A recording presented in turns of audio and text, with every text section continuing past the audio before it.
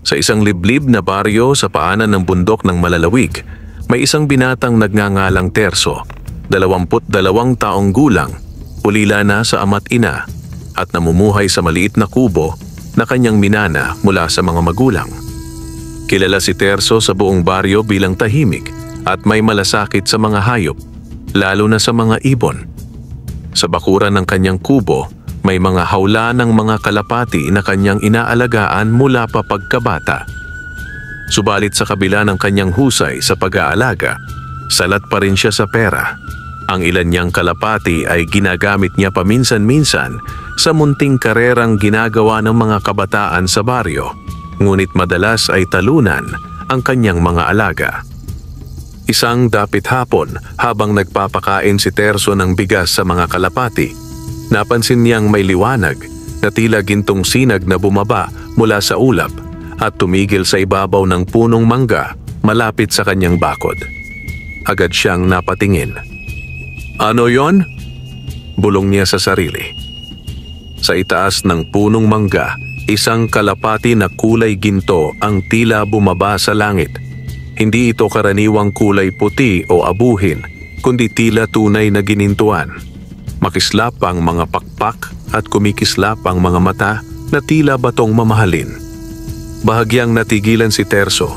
Hindi alam kung panaginip o totoo ang kanyang nasasaksihan. Paglapit niya sa puno, napansin niyang may mumunting nilalang na nakaupo sa sanga. Isang duwende, hindi higit sa 2 dangkalang taas, ngunit bihis ng berdeng kasuotan at may maliit na sombrero. "Magandang gabi, Terso," wika ng duwende. "Ako si Kalundong, tagapangalaga ng mga mahiwagang ibon ng kabundukang diwa. Ipinagkakaloob ko sa iyo ang kalapati kong si Gindara, ang pinakamabilis sa lahat ng nilikhang ibon sa aming kaharian."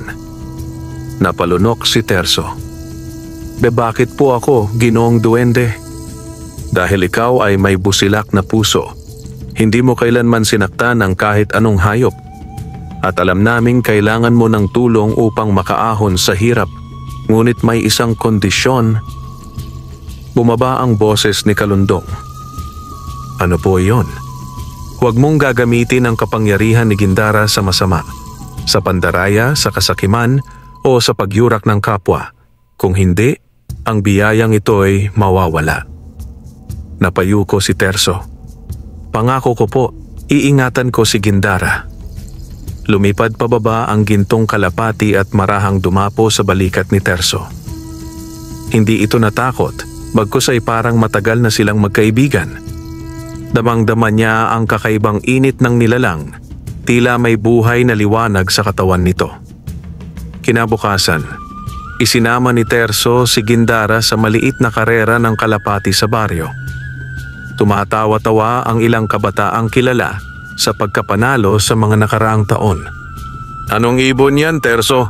Parang nilubog sa ginto." Biro ng isa.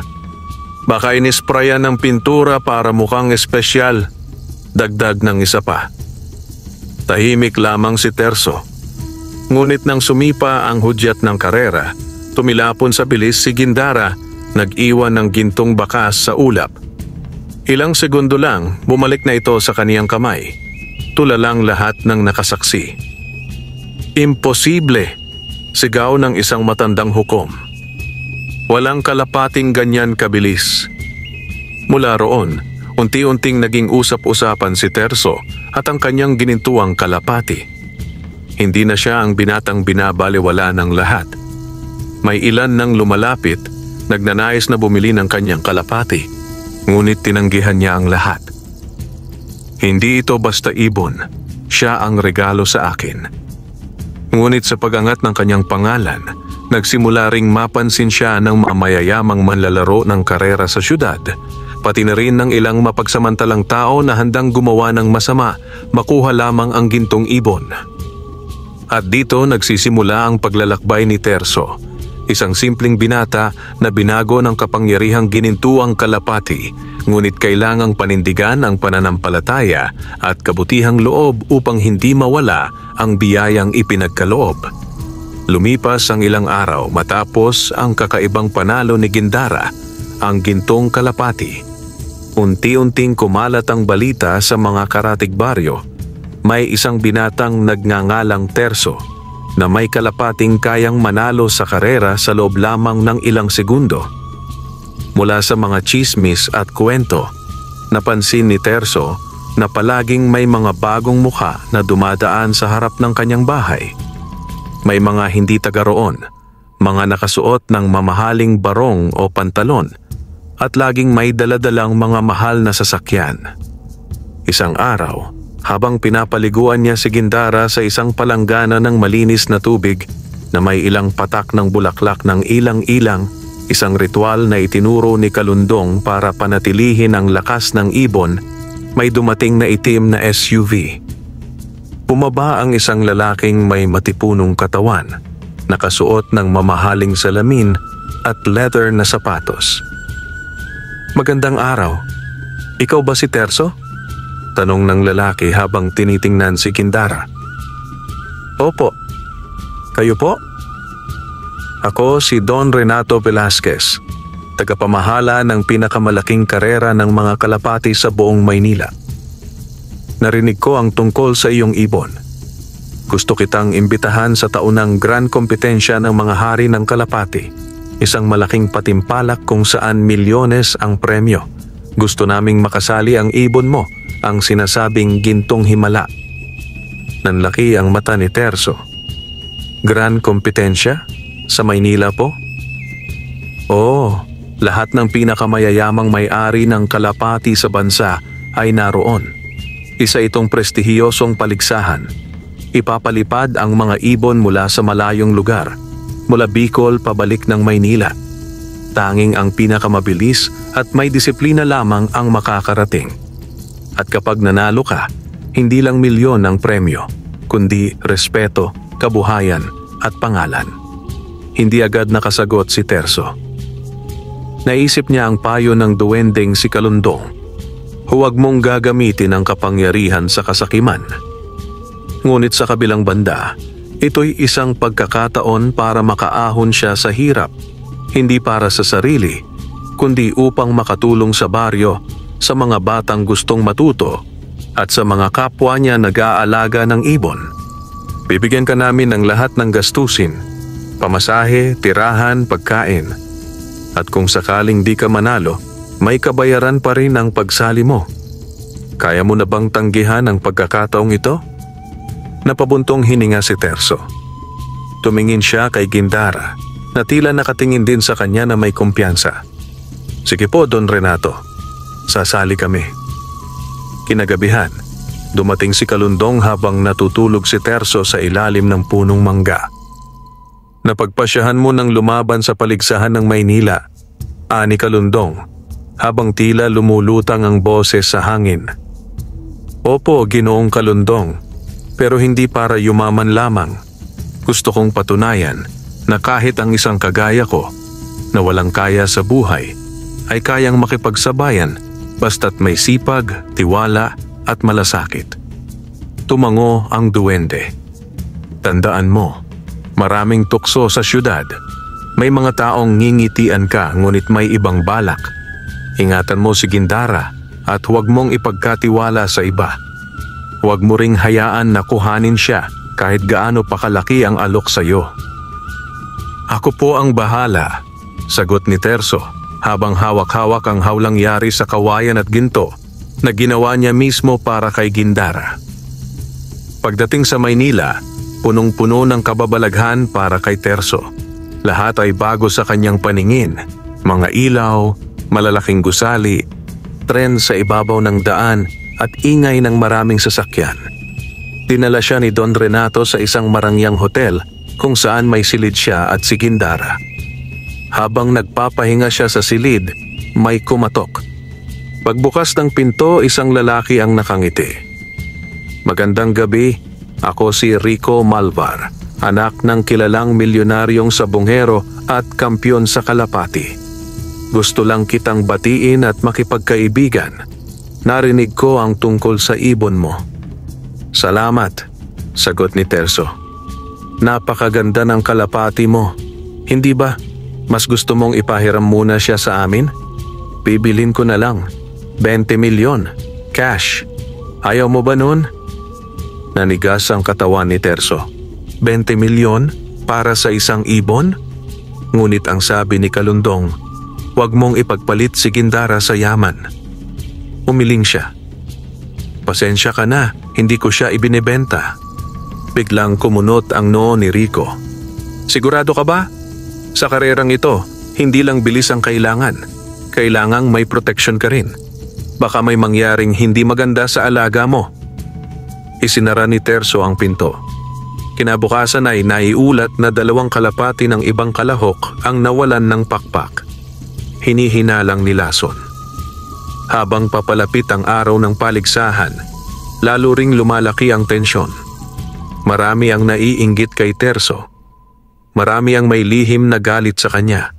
At marami rin ang gustong agawin si Gindara. Pero hindi nagpaapekto si Terso. Sa bawat pagsikat ng araw, pinapalipad niya si Gindara sa loob ng lihim na hardin ng hotel. Sa bawat gabi, nagdarasal siya sa ilalim ng buwan, kasama ang dasal na sana'y manatiling ligtas ang kanyang ibon at ang layunin niyang makatulong sa iba ay hindi mailigaw ng kasakiman ng syudad. Ngunit ang mas matinding pagsubok ay paparating pa. Dumating ang pinakahihintay na araw ng grand kompetensya ng mga hari ng Kalapati. Sa malawak na plaza ng lungsod, nagtipo ng daan-daang kalahok mula sa iba't ibang panig ng Pilipinas. Mga mayayamang negosyante, kilalang personalidad, mga retiradong general, pati na ang mga pinakasikat na kalapati racers sa buong bansa. Ang bawat isa'y may bit-bit na kalapati, mga ibong pinagkagastusan ng libu-libong piso para lamang sanayin. Ngunit sa gitna ng lahat si Terso, nakasuot lamang ng maayos ngunit payak na polo, ay tinutukan ng mga mata. Sa kanyang tabi, sa hawlang yari sa pinatibay na kawayan at ginintuan ng palamuti, naroon si Gindara, ang ginintuang kalapati na tila liwanag sa gitna ng ulap ng karaniwang puti at abuhing mga ibon. Ang entablado sa plaza ay may mikropono kung saan nagsalita ang punong tagapag-ayos ng paligsahan. Ngayong araw, isang patimpalak ang magpapakita kung sino ang tunay na hari ng Himpapawid. Ang lahat ng kalahok ay ipapadala sa bayan ng Sorsogon. At mula roon, paliliparin pabalik dito sa Maynila ang kanilang mga ibon. Ang unang kalapating makakarating sa sensor ng podium na ito, ang siyang kikilalaning kampeon at mag-uwi ng gantimpalang 5 milyong piso. Nagpalakpakan ng mga tao. Tumindig ang balahibo ni Terso. 5 milyon. Habang dinadala ng mga organizer ang lahat ng ibon patungong Sorsogon gamit ang isang espesyal na sasakyang may air conditioning at sensor chips, inabot ni Don Renato kay Terso ang isang maliit na kwintas na may pulang mutya. Ito ang agimat ng proteksyon mula sa isang albularyong tagapayo ng pamilya namin. Isuot mo yan habang wala si Gindara. May mga taong hindi makakapaghintay na manalo ka ng patas. Salamat po, Don Renato, sagot ni Terso sabay suot ng kwintas. Habang papalayo ang sasakyang may dalang mga kalapati, tila may malamig na simoy ng hangin na dumaan. Napatingin si Terso sa paligid. Doon sa gilid ng plaza, may isang lalaki na nakaitim, nakasombrero at tila binabantayan siya mula sa malayo. Nang magtama ang kanilang mga mata, ngumiti ito. Ngunit hindi mabait ang dating ng ngiting iyon. Habang nagkakagulo ang iba sa sabik na paghahanda para sa karera kinabukasan, pinili ni Terso na magpahinga. Ngunit ilang minuto bago siya makatulog, isang pamilyar na tinig ang bumulong mula sa ilalim ng kanyang kama. Terso, napabalikwas siya. Lumabas mula sa ilalim si Kalundong, ang duwendeng tagapagbantay ni Gindara. Galing sa gubat ng Sorsogon ang huling ihip ng hangin. May ginawang mahika sa 2 ibon. Isa sa mga kalahok ay isang mangkukulam at isa ring sabongerong sakim. Hindi sila titigil hanggat hindi nawawala si Gindara. Paano po namin malalabanan? Tanong ni Terso. nanginginig sa kaba. Gamitin mo ang iyong isip at puso at ang ginintuang sigaw. Sa oras ng panganib, tawagin mo ako ng buong damdamin at sisigaw ka ng liwanag ng himpapawid, iligtas kami. Nang akmang aalis si Kalundong, bigla siyang bumalik. Isa pa, wag kang iinom ng inumin na hindi mo nakita kung saan nanggaling. Lasunin man nila ang iyong katawan, hindi nila kailanman malalason ang puso mong matuwid. Kinabukasan, sumalubong ang araw na tila bughaw na palamuti ng langit. Sa buong lungsod, nakaabang ang mga kamera, mga drone at mga tagapagsubaybay mula sa media. Isang babae sa entablado ang sumigaw. Naglipad na ang mga ibon. Nasa ere na sila mula sa Sorsogon. May kanya-kanyang monitor ang bawat kalahok. May GPS tracking chip ang mga ibon. Isa-isa, nagsimulang lumipad ang mga ibon pabalik ng Maynila. Tinatahak ang higit sa 500 kilometro ng kagubatan, bundok at karagatan. Sa loob ng ilang minuto, tila walang nangyayari. Lahat ay nakatutok sa mga monitor. Hanggang sa may gumalaw na isang tracker. May ibon ng papalapit sa Batangas, pero napakabilis nito. Nagtilian ng mga tao. Sa loob ng tent ng mga kalahok, si Rico Malvar, ang mayamang anak ng sabongerong negosyante, ay biglang tumayo. Imposible! Walang ibong ganyan kabilis! Bulalas niya. Pagtingin niya sa monitor, lumulutang ang pangalan ng entry ni Terso. Kalapati number 7 Gindara. Si Gindara ay tila isang gintong kidlat na humihiwa sa hangin. Sa taas ng ulap, ang pakpak nito ay umaalab na tila araw sa dapit hapon. Ngunit habang palapit na siya sa lungsod, napansin ng taga-subaybay ang kakaibang kilos. Biglang bumagal ang ibon number 7. Lumilihis ang direksyon. Nagulat si Terso. Bakit ganon? Napansin niya ang screen. May isa pang ibon, ang kalapati ni Rico Malvar, na biglang lumitaw sa gilid ni Gindara. Ngunit sa likod nito, isang itim na anino ang lumilitaw. Isang anyo ng engkanto, isang masamang espirito na sinasabing nagmumula sa bundok ng Aswang sa Camarines. At sa loob ng monitor, nakita ng lahat. Ang ibon ni Rico lumipad ng diretso sa katawan ni Gindara. Ngunit sa halip na magbanggaan, parang sinipsip nito ang enerhiya ni Gindara. Si Terso ay napasigaw. Liwanag ng himpapawid, iligtas kami. Biglang lumiwanag ang langit.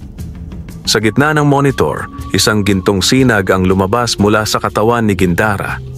Tumilapon ang aninong itim at nabiyak sa hangin. Bumalik ang direksyon ni Gindara. Tumulin muli ang lipad, mas mabilis pa kaysa kanina.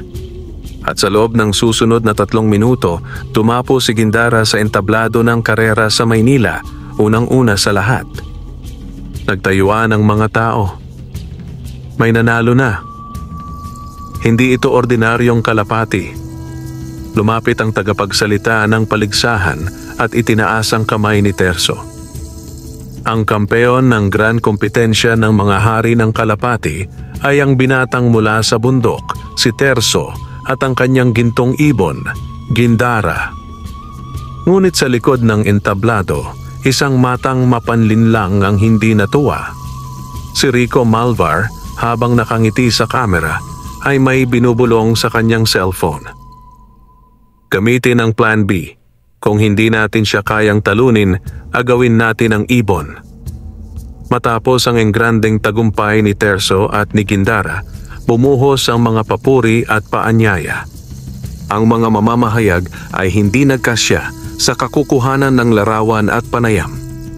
May mga tagapagbalita pa mula sa ibang bansa na gustong makilala ang binatang mula sa bundok na tila ipinanganak upang baguhin ang mundo ng karerang kalapati.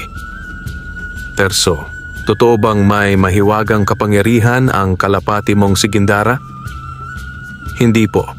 Hindi ko po alam kung anong meron sa kanya. Basta ang alam ko, mabait siyang nilalang at masunurin sa akin. Nagkakaintindihan kami. Subalit sa kabila ng kanyang kababaang loob at pagpapakumbaba, hindi nawala ang mga matang nagmamasid sa kanya sa anino ng tagumpay. Isa na rito si Rico Malvar na kahit natalo ay hindi nagpatalo sa loob. Sa isang pribadong silid sa loob ng mamahaling hotel, kausap niya sa telepono ang isang matandang lalaki na may boses na paos at malamig. Maayos na, Rico. Sa gabing ito, makukuha natin ang ginintuang ibon. Ako na ang bahala sa mahika. Kailangan mo lang dalhin si Terso sa lugar kung saan ko ilalatag ang pangontra sa kanyang agimat.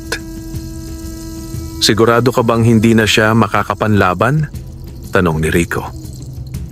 Kung wala siyang kwintas ng proteksyon at maikulong si Gindara sa hawla kung may pako ng itim na kawayan, kahit na anong mahika ng duwende, wala na siyang magagawa. Kinagabihan, habang nagpapahinga si Terso sa kanyang silid, may kumatok. Terso, ako ito, Rico. Nag-aatubili siyang binuksan ang pinto. Pwede ba tayong mag-usap sa baba? Gusto lang kitang ayain sa isang simpleng salo-salo. Bilang pagkilala sa iyong tagumpay, ako na ang taya sa lahat, sagot ko pati transportasyon. Nag-isip si Terso. Kahit may pagdududa, ayaw niyang ituring na kaaway si Rico. At wala rin naman siyang intensyong magyabang o magduda. Siguro naman, pagkatapos ng karera, wala na siyang dahilan para manakit. Sige, pero isasama ko si Gindara. Ngunit si Rico ay tila may pinaghahandaang sagot. Walang problema, pero mas mabuting iwan mo muna siya sa hotel. May mga kamera, may guard. Ligtas na ligtas siya roon. Sayang ang gabi kung daladala mo ang hawla sa party. Sa sandaling iyon, parang may malamig na hangin na dumaan sa batok ni Terso. May bumubulong sa kanyang isipan. Ingatan mo si Gindara. Ngunit dahil sa pagod at marahil sa hangaring makipagkaibigan, iniwan niya ang ibon.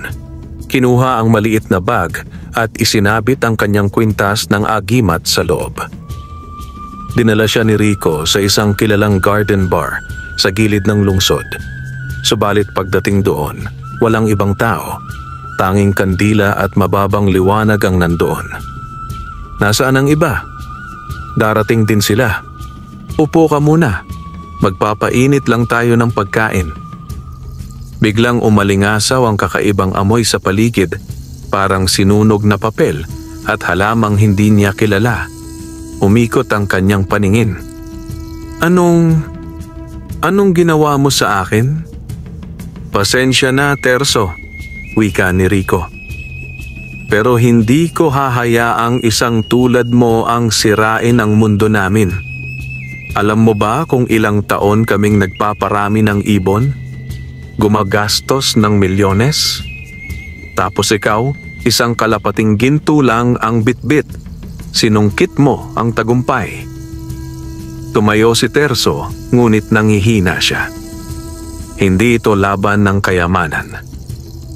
Walang halaga ang puso kung natalo ka sa pera, sagot ni Rico. Tumawag siya sa telepono.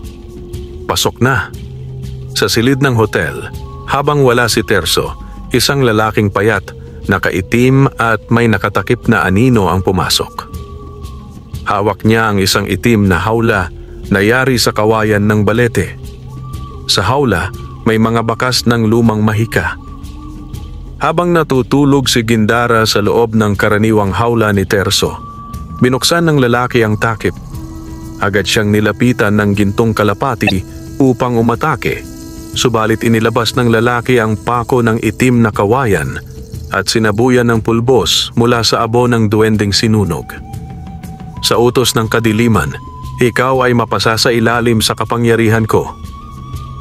Sa isang iglap, napaigtad si Gindara at napasigaw sa di karaniwang tinig ng ibon. Kuku! Isang sigaw ng pagtanggi at sakit. Ngunit napilitang pumasok sa itim na hawla si Gindara. Parang sinisipsip ng dilim ang kanyang lakas. Nang makauwi si Terso mula sa salo-salo, agad siyang napabalikwas nang makita ang hawla. Walang laman. Gindara! Sigaw niya. Napansin niyang bukas ang bintana. Sa gilid may iniwang papel. Nakasulat doon, "Kung gusto mong makuha ang iyong ibon, pumunta ka sa lumaang sabungan sa San Geronimo. Mag-isa ka. Dalhin ang iyong kalapati bag." Napaluhod si Terso. "Gindara." Ngunit biglang lumiwanag ang pulseras niyang bigay ni Kalundong. Mula sa kwintas, lumabas ang liwanag. At si Kalundong ay muling nagpakita. "Terso," wika niya, "huwag kang mawalan ng loob. Buhay pa si Gindara, ngunit mahina. May nilalang na gumagamit ng madilim na mahika. Hindi siya basta tao. Isa siyang itim na mananambal, dating engkanto na isinumpa at ngayon ay alagad ng kasakiman." "Paano ko siya maliligtas?" tanong ni Terso, nanlilisik ang mata sa pag-aalala. "Kailangan mo ng 3 bagay. Ang balahibo ng agila, ang luha ng buwaya, at ang ugat ng punong sigmaro. Lahat ay mahahanap sa bundok ng Biringan. Doon mo ako tatawagin muli. Gamitin mo ang panahong ito upang patatagin ang iyong loob. Ito ang tunay mong karera, hindi laban ng bilis, kundi laban ng dangal at paninindigan." At sa unang pagkakataon, tumindig si Terso bilang hindi lamang tagapag-alaga ni Gindara, kundi tagapagtanggol ng isang kaibigang higit pa sa karera, higit pa sa ginto. Madaling araw pa lang ay naghanda na si Terso. May dala siyang kaunting pagkain, tubig, isang lumang machete na ginagamit ng kanyang ama noon sa pagputol ng mga damo, at siyempre, ang kanyang kwintas ng agimat na muling isinabit sa kanyang leeg. Isinuot din niya ang pulang panyo ni inay na itinago niya sa mahabang panahon bilang paalala ng kanyang pinagmulan, ng kanyang lakas. Ang kanyang layunin, hanapin sa bundok ng Biringan ang 3 kinakailangang sangkap upang maisalba si Gindara. Ang gintong kalapati na hindi lamang kanyang alaga, kundi tunay ng kaibigan at kasama sa buhay. Sa tabi ng lungsod ng Maynila, may tinatawag na landas ng limot. Isang daan patungong kagubatan na ayon sa matatanda, hindi basta-basta dinaraanan ng tao. Ayon sa alamat, ito raw ang daan patungo sa hangganan ng mundo ng tao at mundo ng mga engkanto. At sa likod nito, sa pinakatuktok, naroon ang bundok ng Biringan. Tahimik ang kanyang paglalakad. Ang paligid ay tila hindi umaabot ng liwanag mula sa buwan. Ang mga punong kahoy ay matataas at makakapal, at bawat yapak ni Terso sa damo ay may tunog na bumabasag sa katahimikan ng kagubatan.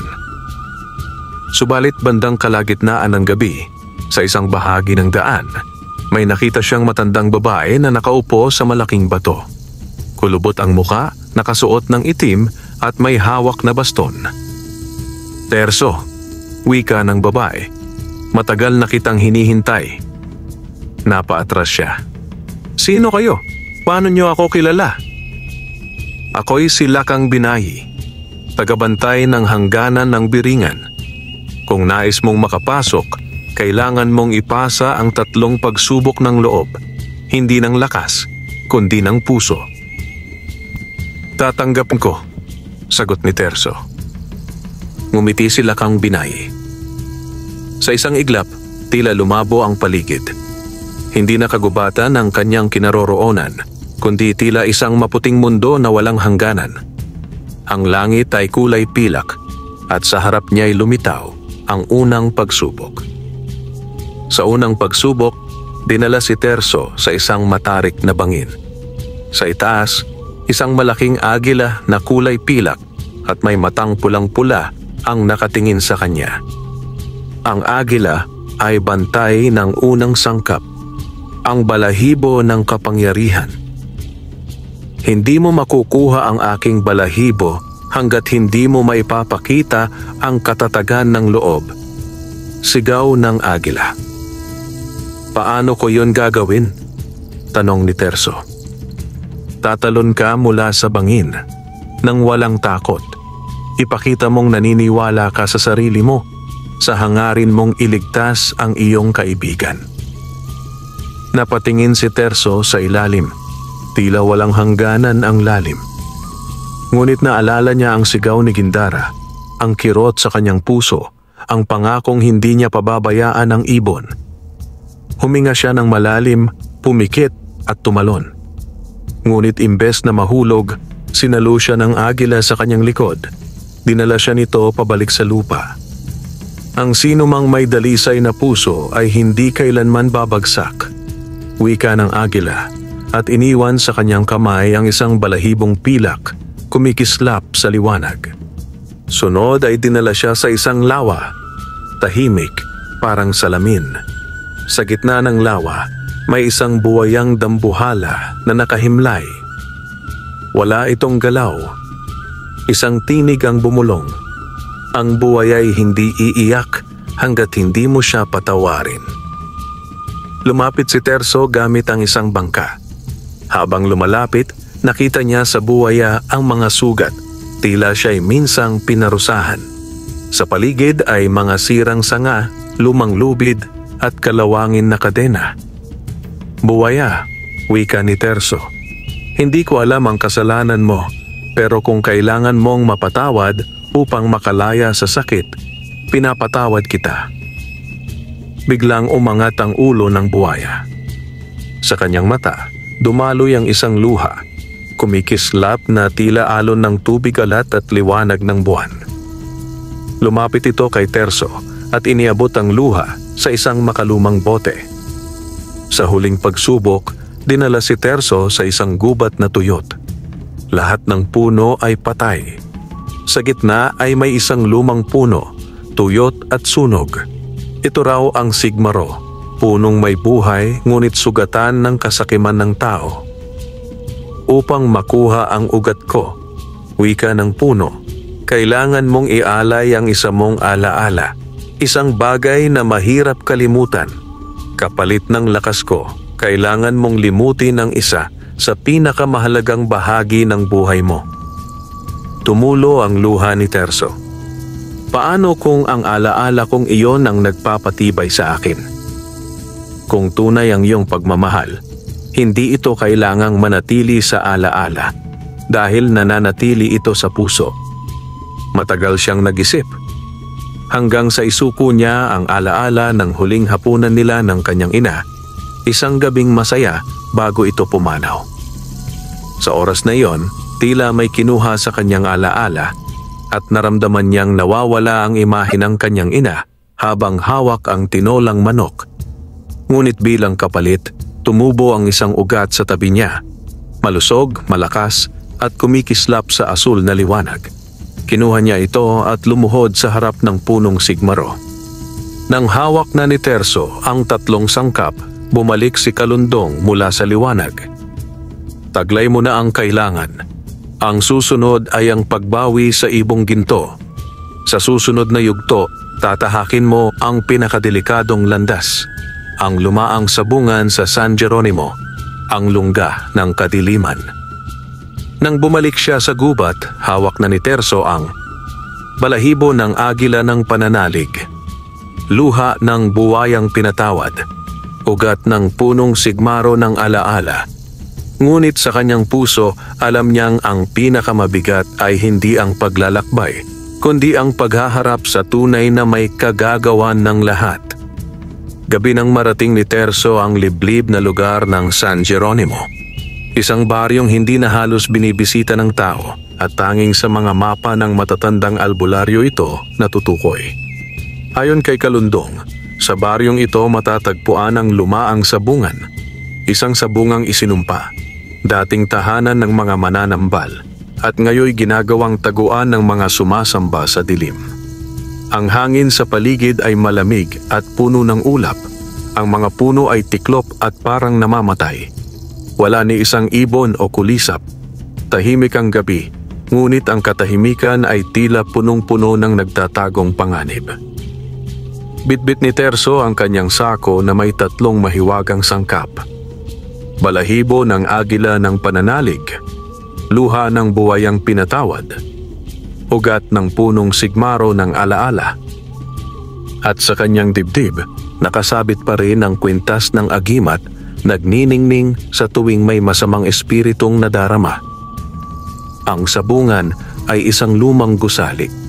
Buhok ng damot ugat ng puno ang gumagapang sa bubong at dingding. May mga itim na palaspas sa paligid at sa pintuan ay may mga ukit ng manok na may mata ng ahas. Sa harap nito, may dalawang lalaking bantay na nakaitim. May tattoo ng itik na may sungay sa mga braso. Hindi siya pinigilan ng mga bantay. Tila inaasahan na nila ang pagdating ni Terso. Pagpasok niya sa loob, nabalot agad siya ng makapal na usok na amoy insenso at tuyong dugo. Sa gitna ng sabungan, nakaupo si Rico Malvar, nakangiti, at katabi ang isang matandang payat, kalbo, at may pulang mata, ang kilalang mangkukulam at mananambal na si Don Cabal. Sa isang sagradong kulungan ng sabungan, naroon si Gindara, nanghihina at hindi na kumikislap ang katawan.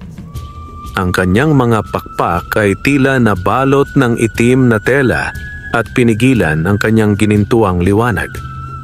"Dumating ka rin, Batang Terso," ani Don Cabal. "Hanga ako sa tapang mo, pero huli na ang lahat. Ang kalapating iyan ay magiging sangkap sa aking ritual ng walang kamatayan. Kapag isinakripisyo siya, ang kanyang ginintuang kakanyahan ay magiging akin at mamumuhay ako ng 100 at 100 taon pa." "Hindi mo siya makukuha," sagot ni Terso, nanginginig sa galit. "Hindi siya para sa kasakiman mo."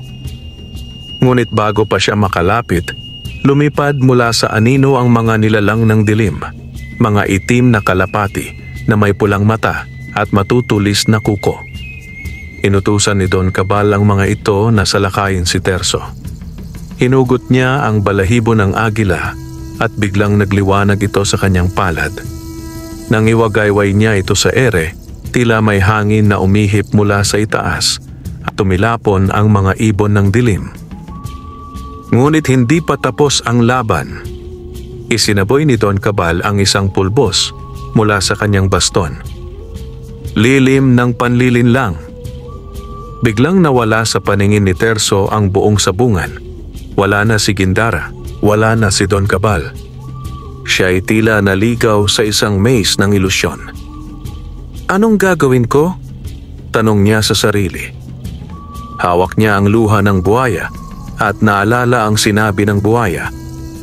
Ang tunay na liwanag ay nakikita ng pusong marunong magpatawad. Pinikit niya ang kanyang mga mata. Sa loob ng katahimikan, tumulo ang isang luha mula sa kanyang pisngi. Pinisil niya ang bote ng luha ng buwaya at pinuksan ito sa gitna ng maze. Isang liwanag ang sumabog at nawasak ang ilusyon ni Don Cabal. Ngunit biglang humarap sa kanya si Rico, may dalang kutsilyo at tumakbo papunta kay Terso. Hinugot ni Terso ang ugat ng punong sigmaro at itinapat sa lupa. Sa isang iglap, isang punong may gintong katawan ang tumubo sa gitna ng sabungan. Mula sa ugat nito, sumulpot si Kalundong sa liwanag. "Terso!" sigaw ni Kalundong. "Hawak mo ang 3 sangkap. Ngayon, ipagsama mo sila sa tuktok ng punong ito." Agad sumampa si Terso sa puno. Isinabog niya ang balahibo, ang luha at ang ugat. Pinaghalo sa tuktok ng punong sigmaro.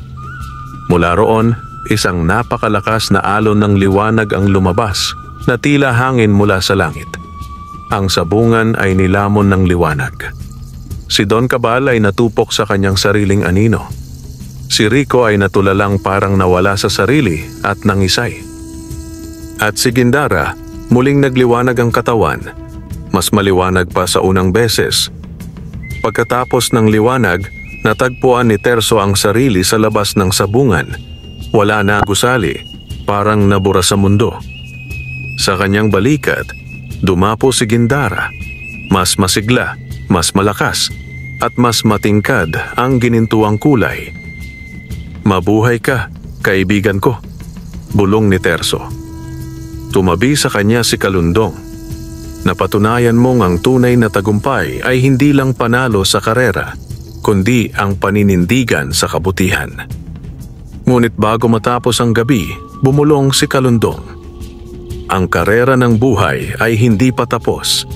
Marami ka pang kailangang tahakin. Marami pang susubok sa puso mo. Ngunit ngumiti si Terso habang lumilipad si Gindara sa langit na tila muling nagpakitang gilas sa himpapawid. Basta't kasama ko si Gindara at ang kabutihan sa dibdib ko, handa akong lumaban kahit sa alinmang karera ng kapalaran.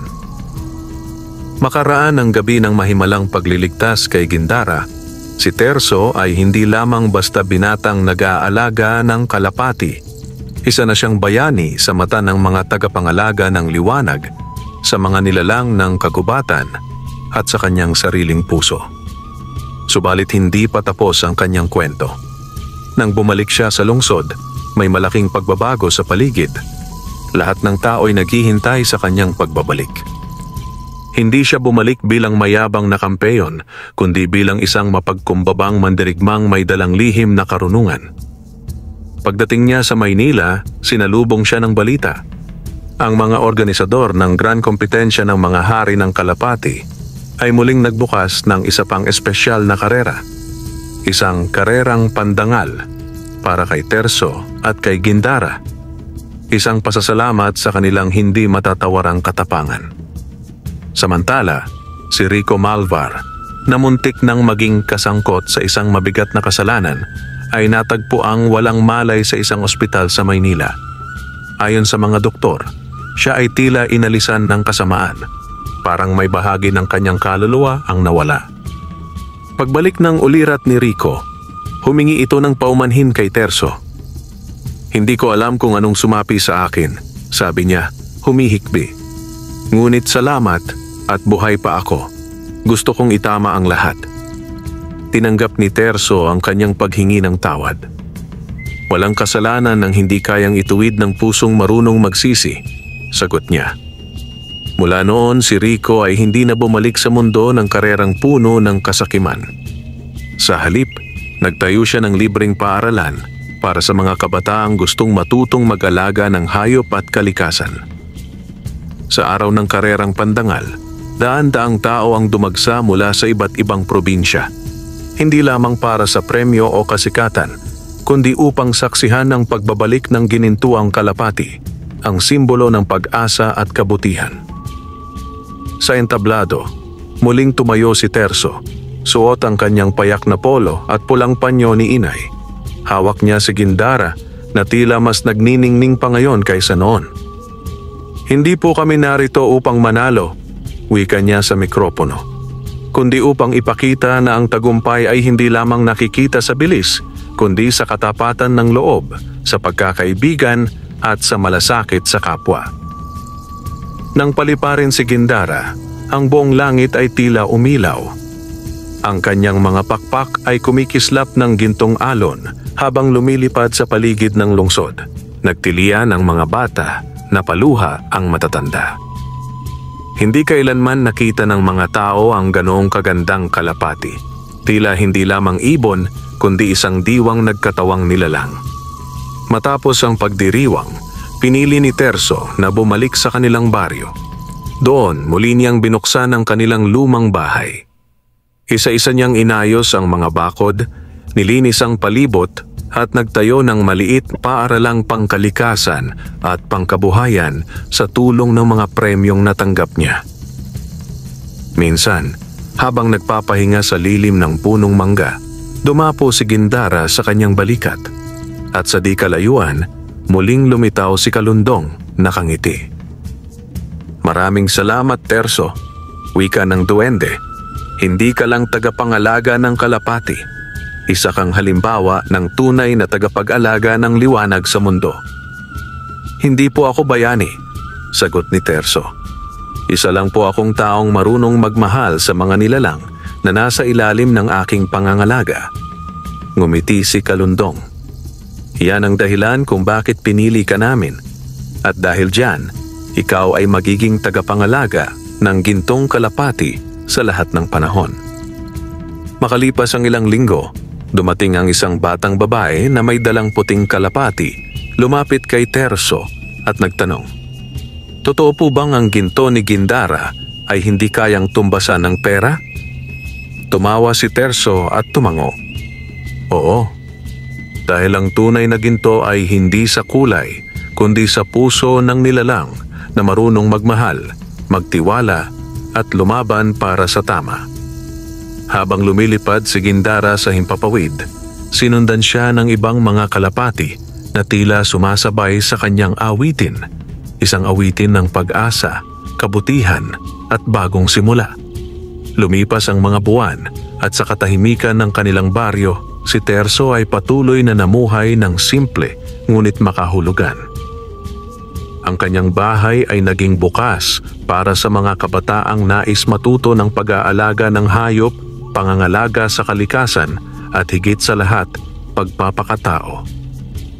Sa harap ng kanyang tahanan, may maliit na entablado na yari sa kawayan kung saan madalas siyang nagtuturo habang si Gindara, ang ginintuang kalapati, ay nakadapo sa kanyang balikat o umiikot sa ere sa tuwing may aralin ukol sa kalayaan, tapang at pagmamahal.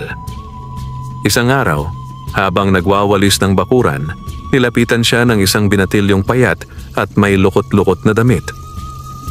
"Kuya Terso, totoo po bang mahirap ka dati?" Ngumiti si Terso at tumango.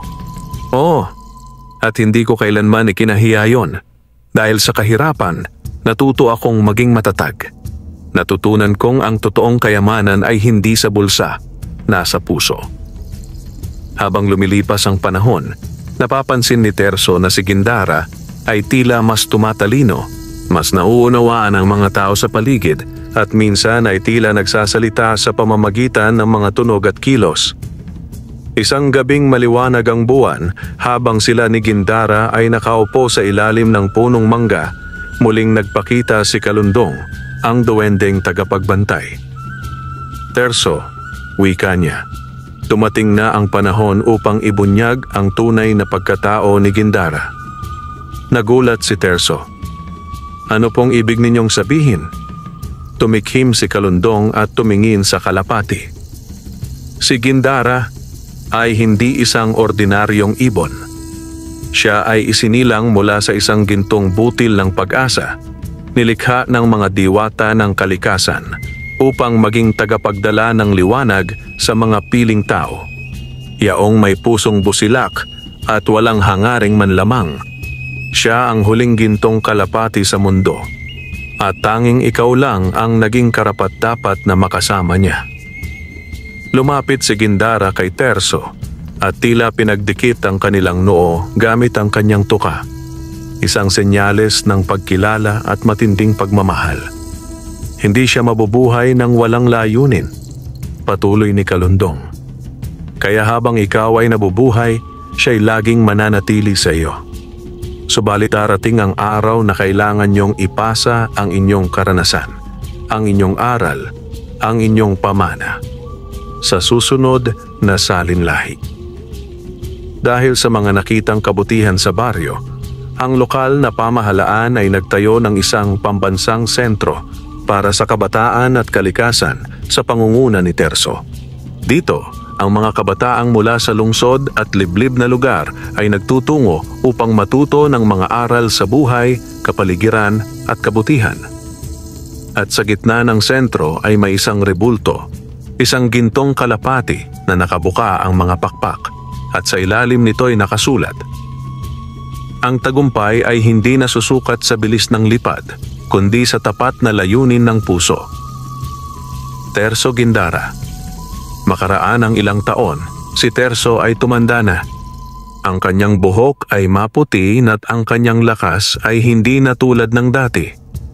Ngunit sa kanyang mga mata, naroon pa rin ang apoy ng kabutihang hindi kailanman nauupos. Isang hapon, habang siya ay nagpapahinga sa kanyang upuang kahoy, dumapo sa kanyang balikat si Gindara. "Handa ka na ba?" Bulong ng hangin, tila tinig ni Kalundong kahit wala sa paligid. Ngumiti si Terso. "Handa na ako, sapagkat ang ginawa ko ay hindi para sa akin lamang, kundi para sa mga susunod pa sa landas ng liwanag."